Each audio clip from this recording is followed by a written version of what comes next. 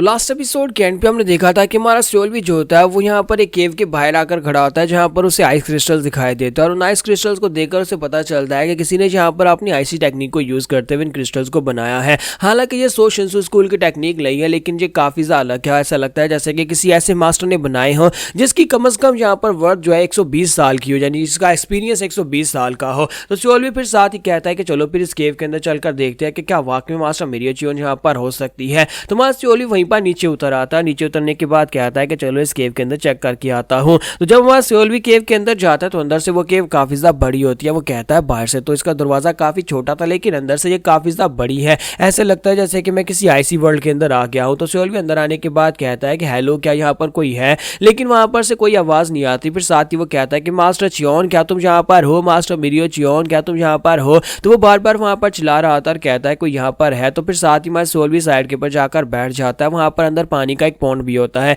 तो सोल्वी कहता है कि ये जगह तो वाकई में बहुत ज्यादा बड़ी है, लगता है कि मास्टर को ढूंढने में काफी ज्यादा दिक्कत होने वाली है, लेकिन यहाँ पर तो कोई भी नहीं है, ये जगह पूरी तरह से खाली है। फिर साथ ही वो कहता है कि आखिर मास्टर मिरियोचियोन कहाँ पर जाकर छुपी होंगी। फिर साथ ही वो कहता है क्यों ना मैं यहाँ पर पानी के अंदर थोड़ी देर के लिए नहा लूं, क्योंकि पानी के अंदर यहाँ पर बैठकर कल्टीवेट करूंगा तो मेरी बॉडी के अंदर जो एनर्जी सेंटर है वो काफी ज्यादा बेहतर स्टेबलाइज हो सकता है। लेकिन साथ उससे आवाज आती है, एक बंदा कहता है कि मैं यहाँ पर तुमसे कह रहा हूँ ना कि यहाँ पर ट्रू स्कूल से है, जबकि दूसरा बंदा कह रहा होता है कि नहीं ये ट्रू स्कूल से नहीं है बल्कि ये डिमोनिक वॉरियर है। पहला मास्टर फिर से कहता है लेकिन यहाँ पर तुम इस बात को देख सकते हो कि इसकी बॉडी के अंदर से कोई डिमोनिक स्ट्रेंथ नहीं आ रही। तुम्हें पता है ना कि जब हम लोग डिमोनिक आर्ट्स को मास्टर करते हैं तो हमारी बॉडी के अंदर से डिमोनिक आर्ट आती है, लेकिन इस बंदे की बॉडी के अंदर से कोई भी डिमोनिक स्मेल नहीं निकल रही। तो बस जॉलीवुड का खड़ा हो जाता है, कहता है कौन है यहाँ पर, कौन यहाँ पर बात कर रहा है, लेकिन वो उसे इग्नोर कर रहे होते हैं। दोनों वहां पर एक दूसरे से बात कर रहे होते हैं। तो पहला मास्टर जो होता है वो हमारे सोल्वी को राइटियस बंदा समझ रहा होता है, वो कहता है कि ये वुडेंग सेक्टर से है, जबकि दूसरा मास्टर जो होता है वो हमारे सोल्वी को एक डिमोनिक मार्शल मास्टर समझ रहा होता है। और वो कहता है क्योंकि इस लड़के को यहाँ पर मार्शल आर्ट्स के बारे में पता है, ये आइस टेक्निक्स को जानता है,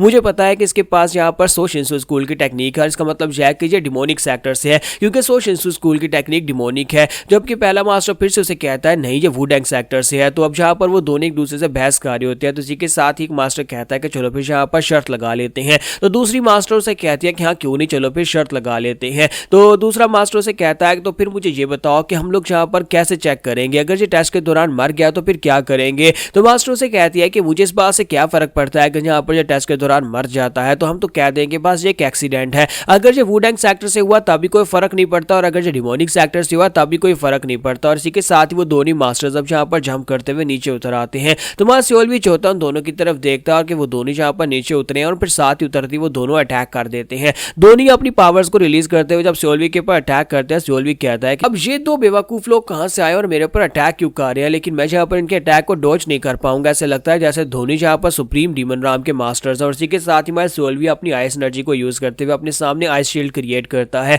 तो जैसे वो आइस शील्ड को क्रिएट करता है तो वो कहता है कि मेरा आइस बैरियर ज्यादा देर तक टिक नहीं पाएगा। तो मास्टर जो होते हैं उसके ऊपर अटैक करते हैं। तो मास्टर आकबी की पावर लेवल्स, क्योंकि वो एक सुप्रीम डीमन है, तो इसी के साथ ही वो आइस की आइस शील्ड को तोड़ देते हैं। तो हमारा सोल्वी पीछे की तरफ गिर जाता है, और इतनी देर में वहां पर दूसरी तरफ से मास्टर अरहान जो होती है उसकी पावर उसके ऊपर अटैक करती है, और उसकी पावर्स जो होती है वो भी काफी ज्यादा स्ट्रॉन्गर होती है। तो सोल्वी अपनी तलवार निकालता है, चलाकर कहता है कि मुझे छोड़ो, मुझसे दूर रहो। और साथ ही वो अपनी अल्टीमेट पावर ट्रांसमिशन को यूज करता है, यानी कि अपनी energy flow, mystery of energy flow को यूज करते हुए वहां पर उनके जो अटैक्स होते हैं उनको डिफ्लेक्ट कर देता है। तो जैसे ही सोल्वी उन दोनों के अटैक्स से अपने आप को बचाता है, उसे लंबे लंबे सांस आ रहे होते हैं, और वो कहता है कि तुम लोगों ने अचानक मेरे पर अटैक करना क्यों शुरू कर दिया, तुम लोग हो कौन। तो इसी के साथ ही मास्टर आकबी कहते हैं कि देखा मैं तुमसे कहा था ना कि ये लड़का डिमोनिक सेक्टर से है, जिसने डिमोनिक स्किल को यूज किया है। तो जबकि अरहान उसे कहती है कि हाँ तुमने यहाँ पर सही कहा, लेकिन इसने यहाँ पर जिन दूसरे स्किल्स को यूज किया जैसे कि मिस्ट्री ऑफ एनर्जी फ्लो, वो तो वुडेंग सेक्टर का टेक्निक है। तो दोनों अब यहाँ पर सामने आकर खड़े हो जाते हैं और कहते हैं कि तो यहाँ पर फैसला नहीं हो पा रहा कि ये वुडेंग सेक्टर से है या फिर डिमोनिक सेक्टर से है।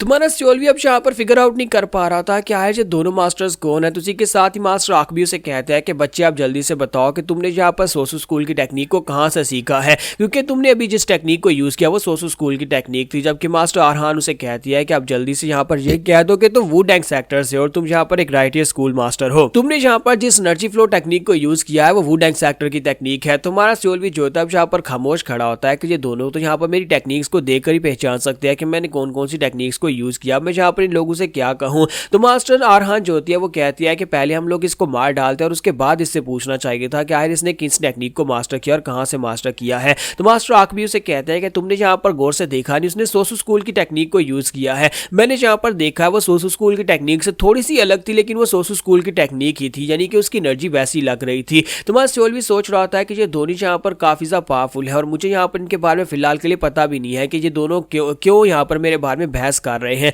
अगर इनमें से एक राइटियस हुआ और एक डिमोनिक हुआ तो मैंने यहाँ पर अगर गलत जवाब दिया तो ये दोनों मुझे दोनों में से एक मुझे मार डालेगा। तो मुझे यहाँ पर इनके बारे में इंफॉर्मेशन चाहिए होगी, जिसके लिए मुझे टर्न बेस्ड फाइटिंग को एक्टिवेट करना चाहिए। तो वहाँ सोल भी सिस्टम की मदद लेता है और कहता है अब मुझे यहाँ पर इस जगह के ऊपर सिस्टम की मदद लेनी ही पड़ेगी, हालांकि मैं ये चाहता नहीं हूँ। और साथ ही मैं सोल भी वहाँ पर कॉम्बैट स्टाइल को टर्न बेस में एक्टिवेट करता है, जिसकी वजह से अब यहाँ पर विंडोज ओपन होंगे और उससे यहाँ पर इंफॉर्मेशन मिलेगी। तो सबसे पहले आरान चो के बारे में उसे बताया जाता है कि ये डिमोनिक कल्ट की एक हर्मिट मास्टर है, इसका टाइटल आइस विच का है और ये सुप्रीम डीमन राम के मास्टर है। और दूसरी तरफ से मास्टर आर्क भी होते हैं, जो कि वो भी डिमोनिक कल्ट के एक हर्मिट मास्टर होते हैं और उसे फ्रोजन मून डीमन कहा जाता है, ये उसका टाइटल है। तो मास्टर भी कहता है कि ये दोनों ही काफी ज्यादा स्ट्रॉन्गर हैं। तो मास्टर भी कहता है कि अब फाइनली मुझे पता है कि ये दोनों डिमोनिक कल्ट्स हैं, यानी कि मुझे अब यहाँ पर ज्यादा डरने की जरूरत नहीं है। ये लोग यहाँ पर मुझे इस तरह से तो नहीं मारेंगे, अगर मैं राइटियस सेक्टर से होता तब जरूर मुझे मार डालते, लेकिन अब मुझे यहाँ पर इनके सामने इस बात को साबित भी करना पड़ेगा कि मैं डिमोनिक सेक्टर से और मैं इन्हें नुकसान पहुंचाने के लिए बिल्कुल भी नहीं आया।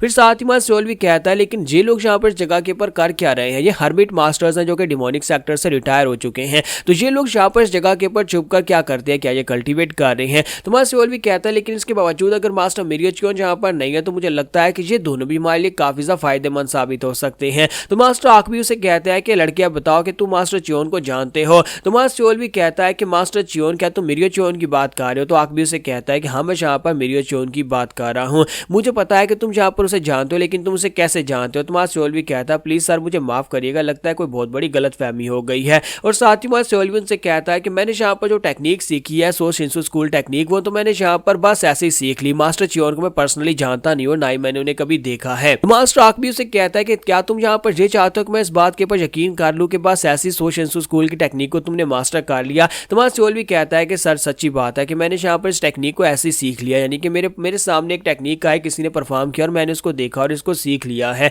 तो ये बात सुनने के बाद मास्टर आर्क भी कहता है तुम वाकई में एक बहुत ही स्ट्रेंज लड़के हो, इस टेक्निक को सिर्फ देखकर तुमने सीख लिया, मुझे काफी हैरानी हो रही है। फिर साथ ही उसे कहता है कि मैंने यहाँ पर अपने स्ट्रॉन्गेस्ट डिमोनिक स्किल को यूज किया और तुमने यहाँ पर अपनी आइस शील्ड के साथ उसको ब्लॉक कर लिया, लेकिन मुझे इस बात की खुशी है कि तुमने यहाँ पर सही टेक्निक को सीखा है। सो शिंसु स्कूल दुनिया की सबसे बेस्ट और खतरनाक टेक्निक है। जबकि आरान चो से कहती है बकवास बंद करो, यहाँ पर मेरी ब्लड स्पिरिट की टेक्निक जो वो तुम्हारी टेक्निक से ज्यादा पावरफुल है, क्या तुम्हें नहीं पता कि मेरी टेक्निक कितनी ज्यादा स्ट्रॉन्गर है। तो मास्टर आर्क भी उसे कहता है क्या हो गया, क्या तुम्हें लगता है कि जहाँ पर तुम्हारी ब्लड की स्पिरिट टेक्निक मेरी टेक्निक से ज्यादा बेहतर है। अगर तुम्हारी टेक्निक इतनी स्ट्रॉन्गर होती तो फिर इस लड़के ने यहाँ पर तुम्हारी टेक्निक को मास्टर क्यों नहीं किया, इसने मेरी टेक्निक को मास्टर क्यों किया है। तो आरान चो से कहती है क्योंकि मेरी ब्लड स्पिरिट की टेक्निक बहुत ज्यादा डिफिकल्ट है, उसे सीखना इतना आसान नहीं है, इसी वजह से ये लड़का, तो क्या कोई भी यहाँ पर इस टेक्निक को इतनी आसानी से नहीं सीख पाता। तो मास्टर आर्क भी उसे कहता है तो तुम यहाँ पर ये कहना चाहती हो कि तुम्हारी टेक्निक मेरी टेक्निक से ज्यादा स्ट्रॉन्गर है। तो आरान चो से कहती है हाँ बुड्ढे खूसट, मैं यहाँ पर यही कहना चाहती हूँ। अब यहाँ पर तुम मेरी तरफ इस तरह से घूर का क्यों देख रहे हो। और वो दोनों फिर से एक दूसरे से लड़ना शुरू कर देते हैं और कहते हैं कि चलो यहाँ पर फाइट करके देख लेते हैं कि इसकी टेक्निक यहाँ पर ज्यादा स्ट्रॉन्गर है।